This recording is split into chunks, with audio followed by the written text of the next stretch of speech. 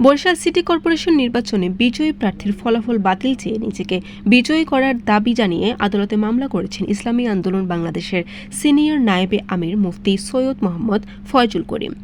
বৃহস্পতিবার বরিশাল সিটি কর্পোরেশনের নির্বাচনী ট্রাইব্যুনালে এই মামলা দায়ের করা হয়। মামলাটি গ্রহণ করেছে নির্বাচনী ট্রাইব্যুনালের দায়িত্বে থাকা বরিশাল সদর সিনিয়র সহকারী জজ মোহাম্মদ হাসিবুল হাসান। তবে এখনও পর্যন্ত কোনো আদেশ দেননি তিনি। মামলার প্রধান বিবাদী হিসেবে উল্লেখ করা হয়েছে আওয়ামী লীগ মনোনীত বিজয়ী প্রার্থী আবুল খায়ের আবদুল্লাহ খোকন শেরনিয়াবাদকে। এছাড়াও বিবাদী করা হয়েছে জাকের পার্টির মিজানুর রহমান বাচ্চু, স্বতন্ত্র প্রার্থী আলী হোসেন হাওলাদার আসাদুজ্জামান, জাতীয় পার্টি ইকবাল হোসেন তাপস এবং স্বতন্ত্র পার্টি কামরুল আহসানকে।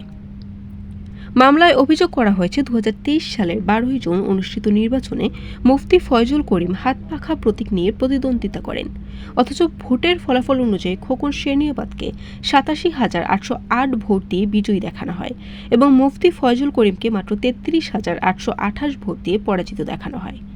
আইনজীবী শেখ আবদুল্লাহ নাসির জানান, সঠিকভাবে ভোট গ্রহণ হলে মুফতি ফয়জুল করিমই বিপুল ভোটে জয়লাভ করতেন বলে মামলায় দাবি করা হয়েছে। ভোটের দিনে নির্বাচন সংশ্লিষ্ট কর্মকর্তাদের কাছে খোকন শেরনিয়াবাদের প্রার্থিতা বাতিলের আবেদন করেছিলেন মুফতি ফয়জুল করিম, কিন্তু নির্বাচন কমিশন সেই আবেদন আমলে না নিয়ে বাধ্য হয়ে মামলা করেন তিনি। মামলায় তিনি নিজেকেই নির্বাচিত প্রার্থী হিসেবে ঘোষণা দেওয়ার অনুরোধ জানিয়েছেন আদালতের কাছে। বরিশাল নিউজ।